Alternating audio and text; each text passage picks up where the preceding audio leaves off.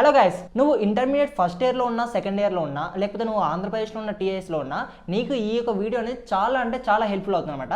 ఎందుకంటే నువ్వు so long ఏదైతే 1 ఇయర్ చదివావో, ఈ యొక్క 1 ఇయర్ చదవడం ఒక ఎత్తు, ఈ యొక్క లాస్ట్ 10 డేస్ కానీ ఏదైతే 1 వీక్ ఉంది కదా టైము, ఈ యొక్క 1 వీక్లో నువ్వు ఈ యొక్క టైంని ఏ విధంగా యూటిలైజ్ చేసుకుంటున్నావు, అసలు ఎటువంటి స్ట్రాటజీ ఫాలో అవుతున్నావు, ఎటువంటి టిప్స్ ఫాలో అవుతున్నావు అనే దానిపైనే నీ యొక్క ఐపీ మార్క్స్ అనేది కంప్లీట్గా డిపెండ్ అయి ఉంటాయి. సో ఈ యొక్క వీడియోలో నువ్వు ఒకవేళ యావరేజ్ స్టూడెంట్ అయితే ఏ విధంగా పాస్ అవ్వాలి, ఏ విధంగా 400+ మార్క్స్ తెచ్చుకోవాలి, లేదు ఒకవేళ నువ్వు ఆల్రెడీ టాపర్ అయి ఉంటే నువ్వు 460+ మార్క్స్ ఏ విధంగా తెచ్చుకోవాలి నీకు క్లారిటీగా డీటెయిల్గా అయితే నేను చెప్పబోతున్నాను అనమాట. అంతకంటే ముందు ఈ యొక్క వీడియోని అయితే నేను 2 పార్ట్స్ కింద అయితే సెగ్రిగేట్ అయినా చేశాను అనమాట. First part of this video contents, ఒకవేళ నువ్వు యావరేజ్ స్టూడెంట్ అయినా లేకపోతే నువ్వు కాలేజ్కి ఇర్రెగ్యులర్ పోతే నువ్వు పాస్ అవ్వాలని ఉంటుంది కదా, నేను చెప్పేది నువ్వు వింటే నువ్వు పాస్ అవ్వడం కాదు, మోర్ దెన్ 400+ మార్క్స్ అనేది నీకు ఈజీగా ఇంటర్మీడియట్ అయితే వస్తాయి అనమాట. And second part of this video contents, ఒకవేళ నువ్వు టాపర్ అయితే 450+ మార్క్స్ అనేది ఏ విధంగా తెచ్చుకోవాలో నేనైతే డీటెయిల్ గా సెకండ్ పార్ట్ ఆఫ్ దిస్ వీడియోలో అయితే చెప్తాను అనమాట. అంతకంటే ముందు నువ్వు ఐపీఈ ఎగ్జామ్స్ ఏవైతే రాస్తావో దీనికి సంబంధించిన complete previous year question papers and model questions complete అన్ని మనం సబ్జెక్ట్ వైజ్ కేటగిరీస్ చేసి నేను నా యొక్క టెలిగ్రామ్ ఛానల్ అయితే పోస్ట్ చేశాను అనమాట. సో ఈ యొక్క టెలిగ్రామ్ ఛానల్ లింక్ అనేది ఈ యొక్క వీడియో డిస్క్రిప్షన్ ఉంది కదా, సో డిస్క్రిప్షన్ బాక్స్లో అయితే ఉంటుంది. సో మీకు ఎవరికైనా ప్రీవియస్ ఇయర్ క్వశ్చన్ పేపర్స్ కానీ మోడల్ పేపర్స్ కావాలనుకుంటే డిస్క్రిప్షన్ బాక్స్లో ఉన్న లింక్ని ప్రెస్ చేసి మీరు టెలిగ్రామ్ ఛానల్లో జాయిన్ అయితే మీకు అక్కడ మీకు అన్ని క్వశ్చన్ పేపర్స్ అనేది అవైలబుల్గా ఉంటాయి అనమాట. సో ఆ యొక్క మోడల్ పేపర్స్ అనేది కూడా మీకు మీ యొక్క ప్రిపరేషన్కి చాలా హెల్ప్ఫుల్ అయితే. So please go through that. Hello guys, welcome back to Pavan score hub. మీరు ఒకవేళ ఈ యొక్క ఛానల్కి కొత్తగా విజిట్ చేసినట్టయితే please do like and subscribe to Pavan score hub. ఎందుకంటే మీకు ఐపీకి సంబంధించిన ఇన్ఫర్మేషన్ కాదు, నెక్స్ట్ మీరు ఏదైతే ఎంసెట్ రాస్తున్నారో ఎంసెట్కి సంబంధించిన కంప్లీట్ టిప్స్ అండ్ ఎంసెట్ ఏ విధంగా రాయాలి అండ్ ఎంసెట్ ఎగ్జామ్కి సంబంధించిన కంప్లీట్ డీటెయిల్స్ అండ్ నెక్స్ట్ మీరు బీటెక్ కాలేజ్లో జాయిన్ అయిన తర్వాత కూడా మీరు అసలు బీటెక్ కాలేజ్లో ఏ విధంగా చదవాలి, అసలు కోడింగ్ ఎలా అండ్ జాబ్ ఎలా తెచ్చుకోవాలి, టిప్స్ ఏంటి, ట్రిక్స్ ఏంటి, అసలు ఈ 4 ఇయర్స్ క్యారియర్ ఎలా చూస్ చేసుకోవాలి, ఏ కాలేజ్ జాయిన్ అవ్వాలి, ఇలాంటి ప్రతిదీ మన ఛానల్ అయితే మీకు ఎప్పటికప్పుడు అప్డేట్ అనేది వస్తుంది అనమాట. So first part of this వీడియోలో మనం ఏం చెప్పాం, ఎవరైతే యావరేజ్ కానీ పాస్ అవ్వాలి అని అనుకుంటారు కదా వాళ్ళ గురించి అయితే మనం డిస్కస్ అనేది చేయబోతున్నమాట. సో నీకు అంతకంటే ముందు నీకు తెలియాల్సింది ఏంటంటే ఇంటర్మీడియట్లో నువ్వు ఐపీ ఎగ్జామ్స్ పాస్ అవ్వడం అనేది చాలా అంటే చాలా ఈజీ బ్రో. ఎందుకంటే మనం ఇంతకుముందు ఎస్ఎస్సీ ఎగ్జామ్స్ రాసావు కదా, 10th ఎగ్జామ్స్, ఈ యొక్క 10th ఎగ్జామ్స్ ఎలా ఉంటాయి, నీకు క్వశ్చన్స్ అన్ని జనరలైజ్ అంటే ఓవరాల్గా ఇస్తారనమాట. సో సబ్జెక్ట్ని బట్టి ఆ యొక్క టాపిక్కి సంబంధించిన ఓవరాల్గా నీకు క్వశ్చన్స్ అడతారు. బట్ ఇంటర్మీడియట్ ఎలా ఉంటుంది, నీకు ఈ యొక్క తెలుగు అకాడమిక్ బుక్ ఉంటుంది కదా, ఈ యొక్క తెలుగు అకాడమిక్ బుక్లో ఏదైతే క్వశ్చన్ ఉంటుందో అదే క్వశ్చన్ యాజ్ ఇట్ ఈస్ మనకు క్వశ్చన్ పేపర్ అయితే రావడం జరుగుతుంది. అంటే నువ్వు ఆ యొక్క క్వశ్చన్కి సంబంధించిన ఆన్సర్ అనేది నువ్వు డైరెక్ట్గా నేర్చుకుంటావో బట్టి పడతావు ఏమని, కానీ ఆ యొక్క క్వశ్చన్ నువ్వు నేర్చుకొని పోయి ఎగ్జామ్లో రాస్తే నీకు మార్క్స్ అనేది రావడం జరుగుతుంది. ఓకేనా, ఇది ఫస్ట్ పాయింట్ క్లియర్. సో దీనివల్లనే మనకు ఇంటర్మీడియట్లో ఫెయిల్ పర్సెంటేజ్ అనేది చాలా తక్కువ ఉంటుంది అనమాట. అంటే ఫెయిల్ కావడానికి ఛాన్స్ అనేది చాలా తక్కువ ఉంటుంది. మ్యాక్సిమం ఎంత డల్లర్ స్టూడెంట్ అయినా ఇంటర్మీడియట్లో పాస్ అనేది అవుతారనమాట. అర్థమవుతుందా? సో ఇప్పుడు ఇది అనమాట. సో నువ్వు ఇంటర్మీడియట్లో ఫెయిల్ అవుతావు అనే భయాన్ని ఫస్ట్ అయితే తీసే. So this is the first thing you have to do. And second one వచ్చేసి ఇప్పుడు ఏ విధంగా చదవాలి. అర్థమవుతుందా? ఇంతకుముందు మనం ఏం చెప్పాం, పాస్ అవ్వడం ఈజీ కానీ ఏ విధంగా చదవాలి. సో నువ్వు పాస్ అవ్వడమే కాదు, ఇప్పుడు నేను చెప్పేది ఏంటంటే నువ్వు మినిమం అరౌండ్ 400 అయితే నువ్వు రీచ్ అవుతావు అనమాట. సో నువ్వు ఇప్పుడు ఏం చేస్తావు, ఏవైతే మనకు సబ్జెక్ట్స్ ఉంటాయి కదా, maths, physics, chemistry, maths, physics, chemistry, ఈ యొక్క సబ్జెక్ట్స్లో నువ్వు ఫస్ట్ చదవాల్సింది అంటే లాంగ్ క్వశ్చన్స్, ఎల్ఎక్యూస్ ఉంటాయి కదా, మ్యాథ్స్లో అయితే 7 మార్క్స్ క్వశ్చన్స్, ఫిజిక్స్ కెమిస్ట్రీలో అయితే 8 మార్క్స్ క్వశ్చన్.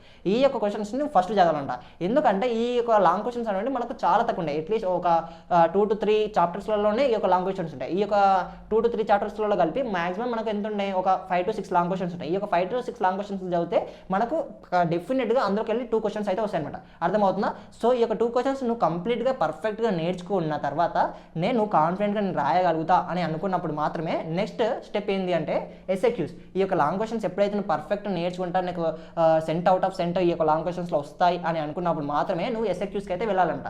ఓకేనా? సో ఈ యొక్క ఎస్ఎక్యూస్లో కూడా నువ్వు ఏది పడితే అది చదవద్దు. ఎందుకంటే మనకు మాక్సిమం నెంబర్ ఆఫ్ చాప్టర్, ప్రతి చాప్టర్లో ఎస్ఎక్యూ అనేది ఉంటుంది అనమాట. అంటే 5 మార్క్స్ క్వశ్చన్ కానీ 4 మార్క్స్ క్వశ్చన్స్ కానీ మనకు ప్రతి చాప్టర్లో ఉంటాయి. కానీ ఈ యొక్క చాప్టర్స్లో నువ్వు క్వశ్చన్స్ అనేది కూడా ఒక ప్రాపర్ వేలో సెలెక్ట్ చేసుకోవాలంటాయి. అంటే ఈ యొక్క చాప్టర్స్లో కూడా ఈ యొక్క చాప్టర్స్ కూడా నువ్వు ప్రాపర్ వేలో సెలెక్ట్ చేసుకోవాలన్నమాట. అంటే నీకు ఏదైతే పర్ఫెక్ట్గా నీ యొక్క చాప్టర్కి వెళ్ళి ఏ క్వశ్చన్ వచ్చినా రాయగలుగుతా అని ఈజీగానే అనుకుంటావు కదా, సో ఆ చాప్టర్ అయితే నువ్వు సెలెక్ట్ చేసుకో. లైక్ ఇప్పుడు మనకు మ్యాథ్స్ ఉంది, ఫస్ట్ ఇయర్ మ్యాథ్స్లో ఏలో మ్యాట్రిక్స్ అనే చాప్టర్ ఉంటుంది, ఇది చాలా easy. And next vectors. So ఇలాంటి చాప్టర్స్లో నువ్వు ఫస్ట్ ఎస్ఎక్యూ సాల్వ్ చేయి. ఈ యొక్క చాప్టర్స్లో నువ్వు సాల్వ్ చేసిన తర్వాత remaining chapters like differentiation and remaining చాప్టర్స్లో నువ్వు అయితే సెలెక్ట్ చేసుకోవాలంట. లైక్ ఇది మ్యాథ్స్లోనే కాదు, నెక్స్ట్ ఫిజిక్స్ కెమిస్ట్రీలో కూడా సేమ్ రూల్ అనేది అప్లికేబుల్ అవుతుంది. ఎందుకంటే మనకు maximum majority of the chapters content SAQs question కదా, కాబట్టి నువ్వు ప్రాపర్ వేలో ఈ యొక్క ఎస్ఎక్యూస్ అనేది నువ్వు ప్రిపేర్ అవ్వాలంట. సో ఇప్పుడు చూసుకుంటే నువ్వు ఎల్ఎక్యూస్ ప్రిపేర్ అయ్యో అండ్ ఎస్ఎక్యూస్ ప్రిపేర్ అయ్యో. కానీ చాలా మంది డౌట్ ఏ విధంగా ఉంటుంది, చాలా క్వశ్చన్స్ ఉంటాయి. ఈ యొక్క చాలా క్వశ్చన్స్ లో అసలు ఏ క్వశ్చన్ చదవాలో అర్థం కాదు. అంటే ఒక చాప్టర్ తీసుకుంటే ఒక చాప్టర్లో మనకు 10 క్వశ్చన్స్ లాగా దాకా ఉంటాయి,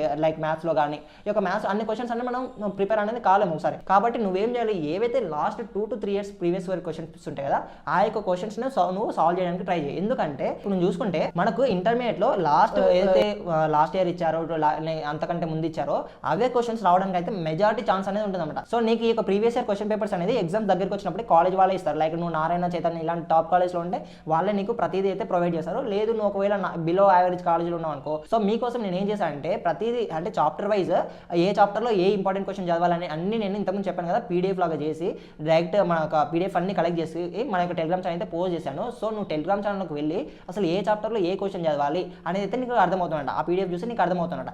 అండ్ ఇదంతా కాదు బ్రో అని అనుకుంటే నీకు సింపుల్ చెప్తున్నాను కదా, బేబీ బుల్లెట్ ఉంటుంది కదా, ఈ యొక్క బేబీ బుల్లెట్ చదివితే నువ్వు కళ్ళు మూసుకొని నువ్వు పాస్ అవ్వడం కాదు బ్రో, మోర్ దెన్ 45-50 మార్క్స్ తెచ్చుకుంటావు అనమాట. సో బేబీ బుల్లెట్లో ఎవరైతే ఫెయిల్ అవుతామని అనుకుంటారో నా ఫ్రెండ్స్, వాళ్ళు బేబీ బుల్లెట్ చదివి మోర్ దెన్ 50 మార్క్స్ అనేది తెచ్చుకున్నారు అనమాట. అర్థమవుతుందా? ఈ యొక్క బేబీ బుల్లెట్లో క్వశ్చన్స్ ఎలా ఉంటాయంటే నీకు అన్వాంటెడ్ క్వశ్చన్ అనేది ఒక్కటి కూడా కనిపించదు అనమాట. ఏవైతే లాస్ట్ ఒక 2 to 3 years నుంచి కంటిన్యూస్గా రిపీటెడ్గా ఇస్తున్నారో అవే క్వశ్చన్స్ నీకు సింప్లిఫైడ్ వేలో నీకైతే ఆన్సర్ ఉంటుంది అనమాట. సో నీకు ఏదైనా క్వశ్చన్ అనేది అర్థం కాకపోతే ఈ యొక్క బేబీ బుల్లెట్లు అయితే చూడు, నీకు కంపల్సరీగా అర్థమవుతుందన్నమాట. This is the second thing you have to do. And next ఏంటంటే నీకు ఇదంతా అయిపోయిన తర్వాత ఎస్ఏక్యూస్ ఎల్ఏక్యూస్ ఈ రెండు చదివిన తర్వాత నీకు ఇంకా నీకు దగ్గర ఒక 1 day టైం అనేది ఉందనుకో, అప్పుడు ఏం చేయి, విఎస్ఏక్యూస్ అవి కూడా బేబీ బుల్లెట్లో ఉన్న విఎస్ఏక్యూస్ నువ్వు చదవనమాట.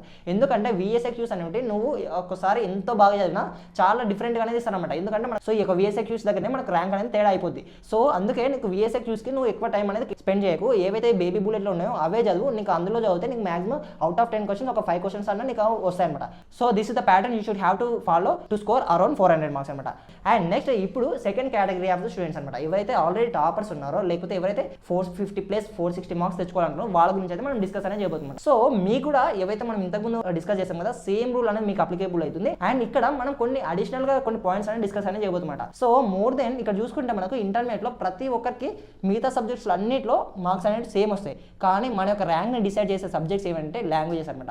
అర్థమవుతుందా? ఏవైతే సాంస్క్రిట్ కానీ ఏదైతే ఇంగ్లీష్ ఉంటుందో ఈ యొక్క లాంగ్వేజ్ ఏమనుకుంటాం, అరే లాంగ్వేజే కదా ఈజీ, ఏదో విధంగా మనం స్కోర్ చేస్తామని అనుకుంటాం. కానీ చెప్తున్నాం కదా, నీ యొక్క ర్యాంక్ అనేది నీ యొక్క మార్క్స్ అనేది ఇక్కడనే మనకు డిఫరెంట్ వస్తుంది అనమాట. సో నువ్వు ఏదైతే లాంగ్వేజ్ అవుతున్నావు ఈ యొక్క లాంగ్వేజ్ అని ప్రిపేర్ అయ్యేటప్పుడు చాలా జాగ్రత్త అయితే ప్రిపేర్ అవ్వాలన్నమాట. నేను ఎందుకు ఇంతగానో గట్టిగా చెప్తున్నానంటే లైవ్గా నేను ఒక ఎగ్జాంపుల్ చెప్తా చూడండి. నా ఫ్రెండ్ ఎవరైతే 24 గంటలు నా పక్కన ఉంటాడో వాడు మామూలు టాపర్ కాదనమాట. మేము మా బ్యాచ్లో వాడికి 994 or 993 వచ్చాయనమాట 2 years కలిపి. వాడికి ఫస్ట్ ఇయర్లో ఉన్నప్పుడు అందరికి సాంస్క్రిట్లో కాలేజ్లో మాక్సిమం నెంబర్ ఆఫ్ స్టూడెంట్స్కి 99 వస్తే వాడికి ఒక్కరికి 95 వచ్చాయనమాట. అర్థమవుతుందా?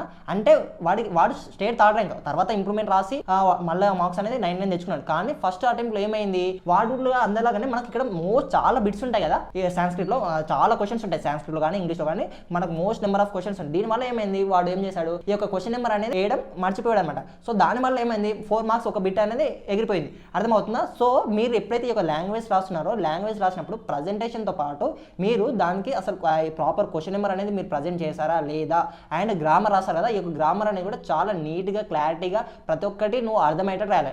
అండ్ ఈ యొక్క లాంగ్వేజ్ ఎప్పుడైతే నువ్వు సెలెక్ట్ చేసుకున్నావు అంటే ఈ యొక్క లాంగ్వేజ్ ఎగ్జామ్ ఎప్పుడైతే రాస్తున్నావో ఫస్ట్ నువ్వు ఏ సెక్షన్ రాయాలో అర్థం చేసుకోవాలి అనమాట. అంటే నువ్వు సెక్షన్ ఏ రాయాలా, సెక్షన్ బి రాయాలా, సెక్షన్ సి, నువ్వు ఏ సెక్షన్లో పర్ఫెక్ట్ ఉన్నావు, గ్రామర్లో పర్ఫెక్ట్ ఉన్నావు. ఒకవేళ నువ్వు గ్రామర్ పర్ఫెక్ట్ వస్తుంది అంటే సెక్షన్ సి సెక్షన్ బి నువ్వు పర్ఫెక్ట్ రాయగలుగుతావు అని అనుకుంటే నువ్వు ఈ యొక్క గ్రామర్ అయితే రాయి. లేదు అని అనుకుంటే నువ్వు యాంటేషన్స్ అనేది స్టార్ట్ చేయనమాట. అండ్ నెక్స్ట్ వచ్చేసి ఈ యొక్క లాంగ్వేజ్ ఎప్పుడైతే రాస్తున్నావో నువ్వు గుర్తుపెట్టుకోవాల్సింది అంటే టైం మేనేజ్మెంట్ అనేది చాలా క్రూషియల్ అనమాట. అంటే నువ్వు ప్రతి సెక్షన్కి ఒక ఫిక్స్డ్ అమౌంట్ ఆఫ్ టైం అనేది పెట్టుకోవాలి. నువ్వు అలా పెట్టుకోకపోతే మాత్రం చెప్తున్నావు కదా, లాస్ట్ హాఫ్ అన్ అవర్ 1 hourలో నీకు ఇంకా హాఫ్ ఆఫ్ ద పేపర్ అనేది రిమైనింగ్ ఉంటుంది. అర్థమవుతుందా? సో సెక్షన్ ఏకి లైక్ 40 minutes 45 minutes, సెక్షన్ బికి నెక్స్ట్ 1 hour, అండ్ సెక్షన్ సికి ఇంకొక 40 రిమైనింగ్ టైం 45 minutes 50 minutes, ఈ విధంగా పెట్టుకొని ఆ టైంలో నువ్వు అది అయిపోగొట్టాలన్నమాట. అర్థమవుతుందా? ఈ విధంగా నువ్వు రాస్తేనే నీకు లాంగ్వేజ్ అనేటివి లైక్ ఇంగ్లీష్ అనేటివి సబ్జెక్ట్లో నువ్వు ఫుల్ మార్క్స్ అనేది తెచ్చుకోగలవు అనమాట. సో ఈ విధంగా నువ్వు ఈ యొక్క లాస్ట్ 1 week and 10 days ఏదైతే ఉందో ఈ యొక్క 1 week and 10 daysలో నువ్వు ఇంకా ఏమైనా టాపిక్స్ లెఫ్ట్ అయితే ఆ యొక్క టాపిక్స్ని తెలుసుకోవడం కానీ, లేకపోతే నీకు ఏదైనా టాపిక్స్ అనేది అర్థం కాలేదు అనుకో, డైరెక్ట్గా మనకు రీసోర్సెస్ అనేవి ఇప్పుడు చాలా ఉన్నాయి.